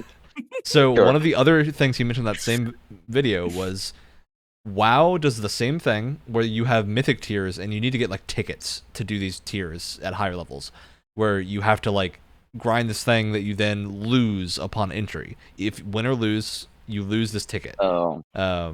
So you can't do it forever unless you grind more of them. And Final Fantasy XIV just doesn't have that system anywhere in the game. There's just not that. There's no content that you're match made for where you lose the ability to access it if you don't do it correctly. And I think that is one of those other things that's super important to getting a player base that is not toxic, because that means people don't have anything on the line when they're going to those things. They just want to succeed for the sake of succeeding. And especially in the case of like a looking for group system, like why would you want to do that when now you're making matchmaking harder by limiting the amount of time players can do the thing, right? Like the way every other game always does that is you just have, if you want to limit how many rewards a player can get, just limit the amount of a specific reward they can get per week. That's a thing that's existed forever for a reason, because it works. Because then people can still play it if they still want to play the content. And they'll get experience or whatever, but they won't get the like drops that they need for a gear set or something. So I think that's an important consideration, is just like, why do we have these ideas of like we need to restrict access to this content to make it rare or whatever, when all you're doing is like segmenting the player base further and creating more issues for yourself. I think that's a huge problem with matchmaking. And I think another way you can see that is Destiny's new transmog system is the exact same problem of like, Alex, correct me if this has changed at all since the last big announcement of you had the limited amount of currency to transmog your items to like get the different appearance. Has that changed, or is it still limited currency? No, it's still capped at a certain amount you can earn. The big thing that stands out to me is being like per season, but this crazy like misconception with that, and especially financially, is like, why would you limit the amount of transmogs a player can have when you're wanting to keep players around for a long time so they can keep doing things? Now you're creating this extra grind for players to do before they can get the look they want to get. The grind should be to get the armor piece you want. It shouldn't be to get the ability to transmog the armor piece you want. Because then what's going to happen is players are going to play your game, they're going to do this grind for the armor piece, they're going to realize they can't use it, and they're going to quit because they're frustrated. Right? We did it. We're back on the complaining about Destiny again. But this is legitimately, like, I think a huge budget problem of like, you create this issue where now you're losing players, you're hemorrhaging your player base over the fact that they can't look cool.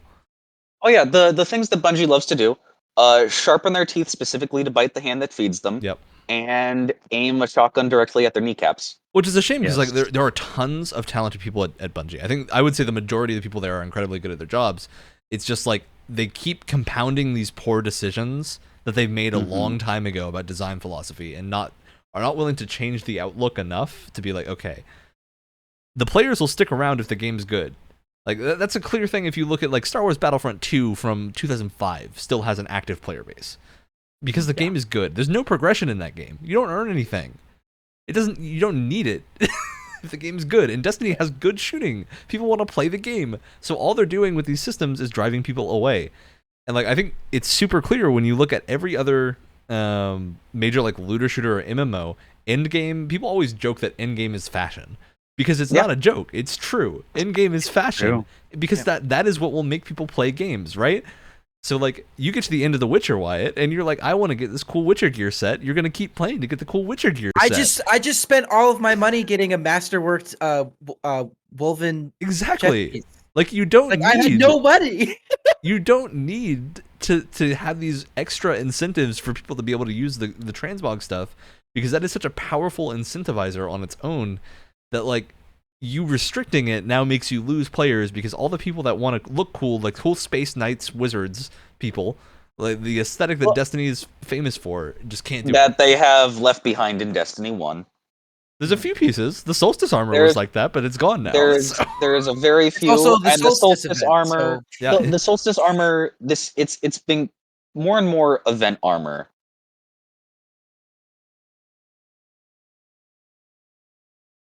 Oh, just a moment, chat. We've had a Discord death.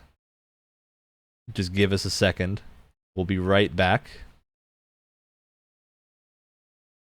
Sometimes these things happen. We're having a good time. Hello? Are we all back? We are not back in the stream yet, but it's on a delay. Okay, there we are. Okay. I think Discord's even had enough. No, that was Discord. Our stream is fine. Ooh. But yeah, okay. Wow. Well, that was weird. This is why we do the show live. You know, you get to see fun things like that and get our reactions to Discord stopping.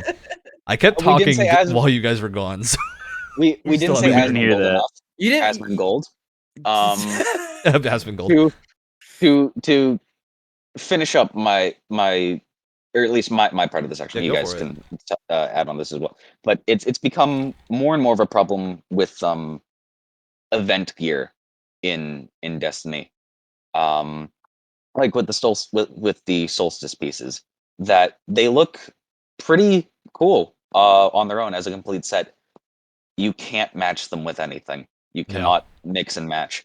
So there's that problem. It's gonna be a huge issue. There's. Are you talking purely like aesthetics or just like making a build? Oh, aesthetics. Aesthetics. Okay, I guess that kind of comes down to like, because Endgame fashion show and personal preference. There is a dim light at the end of the tunnel.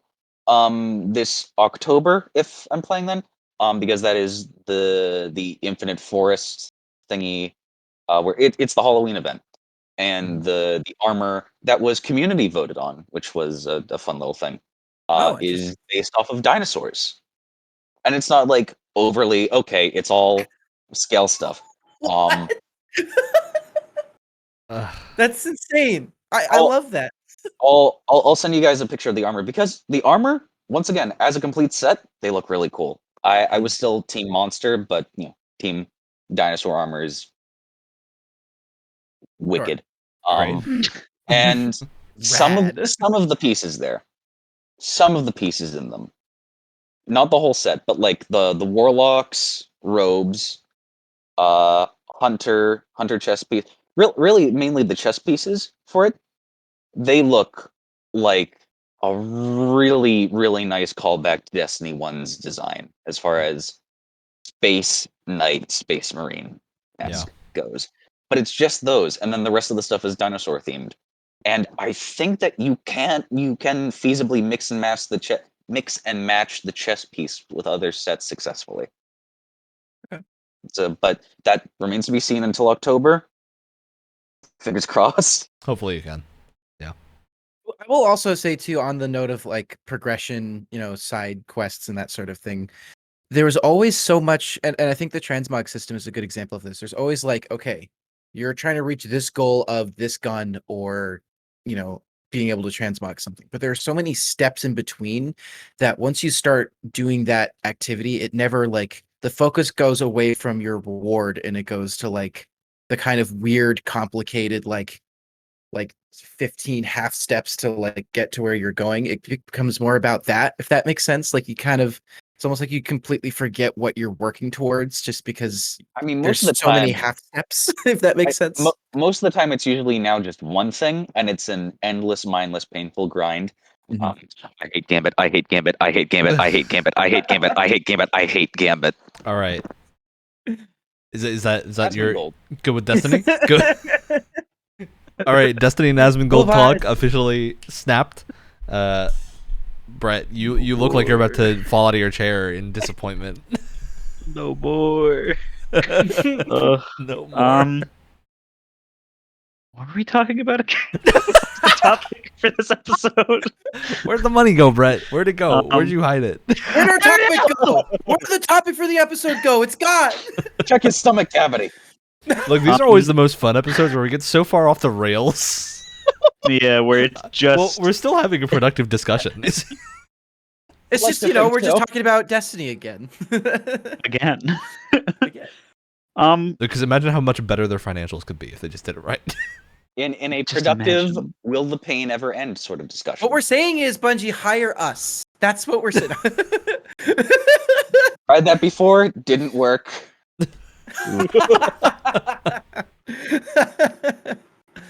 They said no, director artist. We've talked about the money going nowhere and the money going to side content, and I forgot the other one. But now there's I've played a couple games where I think above all else, whether they had like a limited time or like clearly a limited budget or not, where the writing is something that took like a surprisingly large amount of the money pie. And most recently, this was Legend of Heroes: Trails in the Sky, which I just finished. One of probably the most accurate review for anything that I've ever seen on Steam or anything else. Is someone reviewed that game saying that this is the greatest game that you will never convince your friends to play. Brett, I told you to Most play this game people- for like 3 years. I No, not know. actually, but like a year. But the thing is that like even and I'm saying this as a person that likes it and even likes the way that it looks, but like Yep. you look at that game and it's like this is some weird like it's a PC port, but it's from even it's like you're It's from like playing the it on PSP. yeah, it's from the PSP, but it doesn't look any better than if it was running on a PSP. Like the character like sprites are still like blurry and like pixelated is fine, but they're clearly 3D models that are just like super that have super low res like little PNGs taken of them, and it looks like a mobile game, and even all the screenshots and all the like little advertisement things for it on the store page, they like even after playing the game, like aside from the writing, which kept me the whole way through, I would have a hard time describing to you like, oh yeah, look at this like sick attack that feels awesome to do, and it's really just things sliding around on the screen, and they're all like chibi, and there's not even like an animated energy effect. It's just like a 3D explosion GIF that's repeated 65 times across the screen. It's the kind of thing. It seems like it's the kind of thing where it's like it's only good when you actually play it, and you'll never get that impression when you're looking at it. Is what you're saying. Exactly. Dude, it's you like need the to numbers get injected directly into your brain, and you go, "Oh my god, the numbers, be, yes. man!" You What do they mean? What do they mean? I started and I was like, this is kind of like it's kind of cheap looking. Like this is as double A as it gets. But people say it's really good. I'm gonna keep on pressing, and then they introduce the thing where you can interrupt the flow of combat to do your own like special move that just stops everything else, so you can kill all the enemies on the screen. And I was just like, okay, well then, clearly they've thought about this, and like like 45 hours, every single little bit of new mechanic or a new character was introduced, and every single character and mechanic had like writing behind it and side quests behind it and so many missable little side quests. The whole thing is about your group of characters is basically learning how to be like the professional bounty hunter equivalent of the world. And so it's not like, okay, you go to the town and then you do the dungeon and you do the thing. You go to town and you can do the dungeon and do the thing, but you're bounty hunters. So you got to do all the bounties if you want. And then all the bounties have writing, and all the bounties, if you do them, have different like degrees of good jobness, and the characters will actually talk to you in different ways if you do a better job or worse job on it. And then other characters will talk about you as if you did a better or worse job on it. And it's like that for all of 5 nations in the game that all have like tons of different bounties to do in them. And I've heard that this is the first of a trilogy too, that then expands into like a trilogy. 3 more trilogies. Yes, which all take the stave data from the previous games to further affect the dialogue and the story in the other ones. Oh my god! Are these repeatable bounties, or is this a one-off? You did it this well. That's how it's staying. Yeah, you can save before you do it, and then because it has the classic like older game save state scenario where you can just like, okay, I don't know if I'm going to be able to do this right. I'm going to save beforehand, and then if I die or whatever, exactly, yeah. And you wouldn't necessarily. I feel like in this day and age of what we're used to seeing in that kind of like what we're used to expecting from that kind of game, like we're expecting the cyberpunk like type of hype where it's like, oh my god, I'm so immersed. I can feel like I'm walking around. It's 3D. It's first person. I can like look around through my character's eyes and stuff. But ultimately, the writing was so good and it was so consistent, and there was so much of it that, yeah, it might look like a 2D, not necessarily a pile of crap, but a PSP game, but ended up being super successful in that regard. Mm-hmm. So I would consider it's created that like being... a huge legacy for that franchise. Like as niche as it is now, that game has like secured fans of that franchise that are still fans to this day, waiting for the next game to come out because it's still going. Yeah, this is like one of those few old school JRPG series that is like they're all interconnected. There's been like 12 of them. They're each different. They all have different characters and whatnot, but they're all interconnected in the same universe, and they're building to apparently like an Avengers Endgame style thing coming soon. Of like all the games are finally crossing over and coming together as like the next one coming out. Wow! Of like all these different franchises are happening at once, and you get to see all the overlap between all these different games that people grew up playing. And I'm like, that's such a cool thing that we get so rarely, because developers tend to get like, they make the wrong decision when coming out with like the first RPG in a series, and they're like, okay, we either got to do the Mass Effect thing of completely redoing what the mechanics are in the second game, which like may or may not work, or we got to stop it. And I think nowadays the answer almost always is we're just gonna stop. Like I don't think developers at this point are willing to risk potentially financial ruin, which like I get, but at the same time, like that's what led to so many of these franchises that now have dedicated player bases forever. Like you're not going to lose these players so long as you continue to put the focus where you put it before, and the writing and the same thing. If you look at the Trails of Cold Steel games, which are one of the sequels, they're way newer, they look better, but at the same time, you can still tell that like the budget didn't always go to the looks. God, yeah. It went to the really cool gameplay and the writing. When you the thing about Trails of Cold Steel has this really cool system where it's like a 3D tactics game with no grid, where like you're manipulating all 4 of your party members and whatnot around this like 3D space, and your attacks are essentially like they have like MMO AoE effects and whatnot, but you're timing everything on this timeline to make sure enemies are in them. It's super cool, but it's the kind of thing that like sounds insane when you describe it. Yeah, it doesn't make sense, even if you watch a video. And there's no ATB or like whatever the Final Fantasy 12 like battle system is. There's no 3-letter abbreviation for how cool and simple it is. It's just you have to literally say exactly what Ryan just said in order to say make sense otherwise. Exactly. But it works so well, and it's the kind of thing that I'm like, this is like, Brett has talked before about how JRPGs just seem to like have stagnated after like PS3, where they just started to slow down and trying new things and new gameplay mechanics. You don't get like a new Wild Arms. You don't get these crazy games anymore because it's too expensive at this point to make a game that fits AAA standards. So I'm just like, look, I want Square Enix to come out and make a PS2 game. Like, literally just a PS2 game in 1080p, and I want to see what happens. Because I think, legitimately, that if they kept the quality standards of, like, Final Fantasy 10 and 12, of, like, just scaling up, like, the voice acting to not be terrible, stuff like that, but keep the visual quality level of those games, like, you don't need to have crazy visuals. People will go there and flock to that like vultures. 100%. You don't need to make it look good. But that's also saying, like, that's not like Final Fantasy X, or even like going back to the SNES games. Like Final Fantasy VI to this day looks like phenomenal for pixel art. And I was this perfectly. I was watching a different podcast earlier this week, State of the Arc podcast. I know on YouTube, where one of the guys said something along the lines of if Harvest Moon 64 stayed pixel art, it would be Stardew Valley.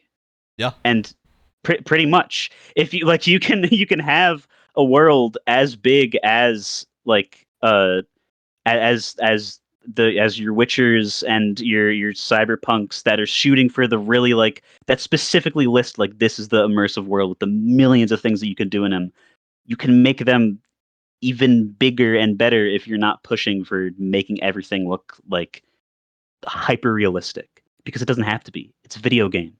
There are indie companies that are pushing out like incredible pixel art, like low poly games that, like, sure, it's I'm not saying that like indie companies are less capable, but to an extent, compared to Square Enix, yeah, they are, because there's a huge amount of budgetary and like workforce difference that an indie company just can't. They can't do the same thing. But people still like indie games. It's never about talent. It's just about resources in terms of like being more or less capable. Which I'm just like, I want to see, because we know Square Enix has the talent, right? We know they have the people there to make one of these games again. Because like even Final Fantasy 15, which is like 15 and 13, which are the worst of the games, almost universally agreed, can still be a lot of fun if you're playing them for the gameplay, right? If you're playing just for the gameplay and you want to see like the cool systems, Wyatt, I know you don't like anything. You're a little Western boy. You don't like your weird systems. Can't speak to 13. Can't speak to 13. But look, little Western when boy. I go in 15, Wyatt, and I get to craft magic bombs, that's pretty cool. I wish it had regular magic, but at the same time, it's pretty cool. And then when you get the button and you collect all the swords, and you get to do the magic sword thing, where like 20,000 swords come out of you and swirl around, and you can do these crazy attacks. Let me put it this way: I like of all the Final Fantasy games, 15 should be the easiest one for me to enjoy. But it's like the worst. Well, because thing. it compromised what Final Fantasy is to make it something you would enjoy, which nobody liked. That means you're not happy. People that like the games normally aren't happy, and nobody enjoys it. They compromised way too much in every direction. But I legitimately think, like, it's if just they the worst thing. went back and just made Final Fantasy 12-2, looks the same, same gameplay, just make it with the content standards of today's games, of like the voice acting and quality level of like the writing of modern games, and you would have like a winner instantly. Sell that for like $40. Just this massive Final Fantasy that you had people just working on content and not doing art assets over much, not doing like these crazy realistic textures, but focusing on like quality to a degree, and then just like quantity of things in the game to do. And just you would be golden. Like, I legitimately think that they would hit a gold mine by doing that, and they're just too stuck in that AAA mindset of we need to be pushing the boundaries all the time of visuals and like making sure that our game looks great, which works to a degree because like Final Fantasy VII Remake is an incredible experience, but at the same time you can clearly tell that like it's had to sacrifice some of what it was to become what it is. Yeah, I mean, you could just see that in the fact that it's like it's split up into different games. It's no longer one. It's no longer one continuous like product anymore. It's being split up into episodes because it took like 10 years to get the first part. And I mean, like, you have things. Yeah, the third, fifth, whatever people are predicting how many installments there are going to be. But you have things like a really good example of exactly this like even to a more extreme extent than making it look like a PS2 game is like Octopath Traveler is just fancy Well, you pixel see, art. I think Octopath Traveler is them trying to do that but failing. And I think Octopath is like an interesting game, but it doesn't have what I was saying of like the writing standards and like construction standards of modern games is what that it's missing. It went too far back. They went really far to just they wanted to emulate the SNES and like PS1 era of JRPGs a little too much. So they forgot how to construct a story that has multiple characters well. Yeah. It's just we have the capability now that you can go beyond emulating. You can do now what you could not do back in that era. And you can have, like your Chrono Trigger that's like a taste of this with the expansive little narrative that's just so like tight, but it's pretty small. You can now you have the technology. You can make it big now. Well, I think Bravely Default is like the better example of them succeeding. Yeah. At that is like Bravely Default still has some writing pacing issues, and it's not innovative enough in the combat system of like they're still not trying that. The major thing I want to see is like the reason to go to that PS2 era is because it's less money to try something new, right? You can try something wild and different like the Gambit system in 12 where like not everyone's gonna love it, but it's gonna be different and you're gonna attract a player base that wants to be there for that type of gameplay. Whereas with like Bravely Default, it is just kind of bog standard FF's inspired turn-based. There's not really a whole lot there to keep it that different, which can be fine, but at the same time, it makes playing that and then going to something like FF12 or 10, where there's more interesting systems at play. It just feels a little different, and I think that's a detriment to them. All right, any other last-minute games we want to touch on? I think we've hit a lot. Okay, quickly, Wyatt. What you got?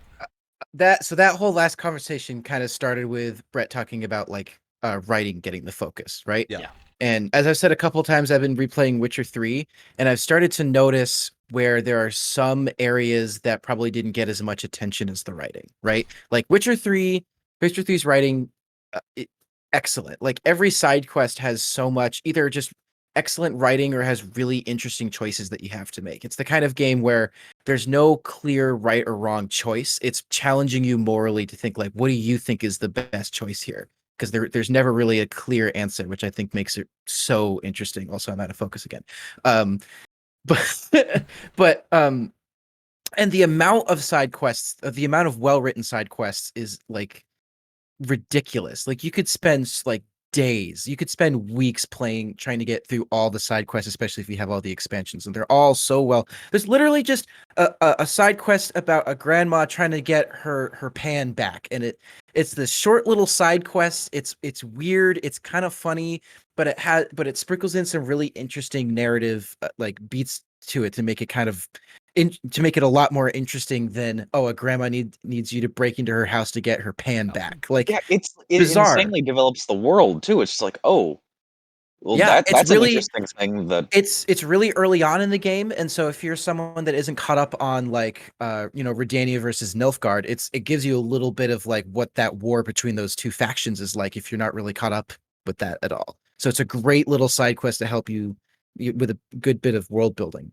That being said, with a second playthrough, I'm starting to notice a lot of areas where it's like, yeah, clearly there was a lot of time spent on writing and not a lot of time spent on controls or animations or any segment where you play as Siri, because they're kind of weird and don't really work that well.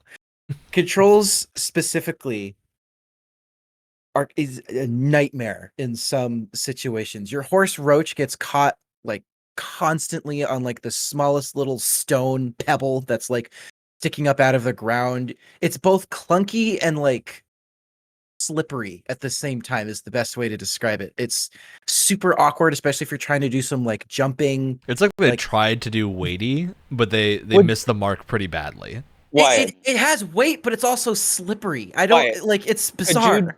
Could you describe it as buttered lead boots? That's a good way to describe it. That's a good way to put it.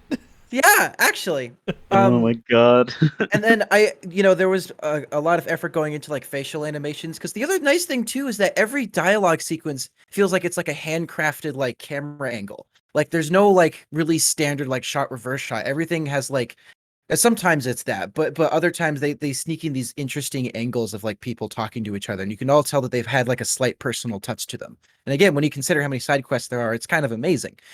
But animations, when like full body animations, are just like it doesn't look right. I don't know how to describe it. Like sometimes you'll catch an arm moving with the hand being in the default position all the way through. That, or like this, like when you're swimming, it's like your arms and legs are moving, but your torso and your chest are like completely solid. So it's just like it looks weird. It just the crossbow is a big one to me. Of like he points and just like dinks it with his finger. He'll also just like if one's direction. behind you, he's just like. It just lacks any impact to it. Yeah, I definitely get what you're saying. And then like the series sections where like they try to give you this overpowered character, so they give you these really crazy abilities, like a really long-reaching heavy the hitboxes. I remember being a little bit weird. Through. Hitboxes are weird, and like a weird oversight that like isn't an issue, but it's just strange is that you can pick up loot from enemies that you kill as Ciri, but you only play as Ciri in very specific moments, and she doesn't have an inventory, and it's not there's like no crafting pick up for her either. Yeah, so there's nothing. You're just it's purely just for like story. There's no crafting except for one part in the beginning where you're fighting a werewolf, and like. And so it's like, why are you still? And it's not like it's transferred to Geralt at all, especially because that wouldn't make sense. That would be even weirder. Why not? Yeah, so it's like, why give us the ability to like still like collect ingredients and like? Well, it's probably. I think it was probably just easier to not do it, to not take it away. It would be. I guess, but like for a game that's so polished in some areas, it's like what? Like it's such a weird. Well, what I'd ask Wyatt is do you think they spent the budget right? Because we know for The Witcher 3, like they reached the end of it pretty much. Like that was. Everything they had to make that game. I think that I ultimately think it does, because I will say controls are a big thing for me. Like you have to have good controls, or and that's the most consistent complaint about Witcher 3 is the even combat the alternate. They completely like off. They also had an alternate control scheme that they released after launch in just like, better, but not by much. Not by much. I really, to be honest, I don't notice that much of a difference at all. But. I think ultimately you're there for the story, you're there for the characters, and while you're in combat, for the most part, combat works pretty well. Again, sometimes the weird controls, specifically like the entire, like I love Skellige, like visually, and I love a lot of the story stuff that goes on there, but like there's so many like sharp like hills and like little, which doesn't work well with the like flat oriented combat. It's a mess. Fighting out in a field or on a flat plane or a near flat plane is fantastic. It's great. It's great. So like, you know, I think what works is like combat works. All the writing is really great. Even this, like I said, the smallest side quests are great. The choices that you make along the way to like affect, there's like 30 something different endings to the game. And a lot of the decisions you make makes sense of how you reach that ending and stuff like that. So I think they put the money in the right places to make it a really great game, because it's one of my favorite games. But it's also a game where you can tell you can notice where it wasn't. Yeah, like if you play something like Halo 3, it's like I'm sure more budget was allocated to one area or another, but it never feels like that. It always feels super consistent, high quality. Titanfall Witcher is like another good example of that. Titanfall 2, yeah. Witcher is like it. You can definitely tell it's never enough to ruin it, because there's so many excellent like qualities about it in all the right areas, but there are definitely times where like more work needed to be done, but they probably couldn't. So all right, so I do need to cut us off because we're almost at the 2-hour mark, and in order to get this video uploaded easily, I need to make sure the file size isn't too insane. We do have the face cams on. Yeah, we do have the face cams on, which means that'd do it. Look, we discovered like 3 weeks ago, or more than a month ago now, that when Wyatt and I were doing It Takes Two, if we hit a certain file size, which is hard to do, but with the GPU encoding it was happening, the entire Streamlabs system just kind of crashes completely. Good. So it hasn't happened on the CPU encoder I'm using now, but I would rather not test it. Yeah. We're good for another like 10 minutes, but I do want to move to shoutouts so we can get our shoutouts out of the way, and then we might pick up some of this discussion next week if we have anything left. Think of anything before then, but aside from that, next week is going to be our romance week. Our video game, our lovely romance. Wow. Yeah, put in the comments, why do you think next week is our romance week? Let's see. How romantic. Hey, Alex, speaking of how Nice. romantic, what's your shout out? So that none of you can milk the joke anymore. My shout out is to Asmongold. Oh, God. Ugh. We might reach views in the triple digits. It's badass. I know. I do my He best, my might best watch it. Asmongold impression for you. There you go. All right, Brett, you look sufficiently disappointed in what's going on. Sorry for milking your name. I always am. My shout out is gonna go to Legend of Heroes: Trails in the Sky because that is one of the games that I started playing with having maybe 15% faith in it, and but my God, it's the only game in a while that I regret not having immediately purchased the sequel when it was on sale during the Steam Summer Sale because I want to play immediately. But now it's like $25, and I gotta think really hard about whether or not that strain It'll go on sale on my soon. finances is worth it. Those games go on sale very consistently. They're very good. They're great. You Wyatt. have to get the Nonary games during the summer sale. My shout out goes to whatever absolute legend wrote in the segment in Witcher 3 where you get drunk with all your Witcher buddies and then put on your girlfriend's clothing and prank call a bunch of sorcerers. Yep. It's fantastic, and I thought maybe for a second it would affect your relationship with Yennefer, but it doesn't because they just want you to have fun. So it's great. All right, in a similar vein, I gotta give my shout out to the localization team for Final Fantasy XIV. Is the best localization team I've ever seen in anything. There was a bit where I was doing a quest line, and people tell you there's a character called Y'shtola who people love. The entire fan base loves this character, and she has this one line that I didn't know the context for, but it pops up in the story, and she walks up to this dude who's infatuated with her. This crazy buff dude who's just love at first sight, wants to marry her. He goes up to her and she just goes, "Calm down. Talk to me later when you're a man," and then just calls him a little boy. And it's the best line I think I've ever heard because then there's an entire back and forth exchange about the fact that they called him specifically in this context a little son, which is far funnier. But it was an amazing exchange and very, very well written. And then I learned later on that in the Japanese version, they just call him boy. They don't do the fun stuff with it. So it's a different context. It's the English team putting in some extra effort there. That was a quest called Tortoise in Time, which big fan of TMNT. So yeah, good. All right. With that, the show has officially hit its end. As always, Tuesday mornings, 7 a.m. You can catch us on all the platforms, all of them, any podcast platform, YouTube. The Twitch VODs are live after the actual Twitch stream, which is usually Sundays at 8 p.m. Eastern. Subscribe to the YouTube channel so we can get the custom name. Great, thanks. Goodbye. Yay. Bye.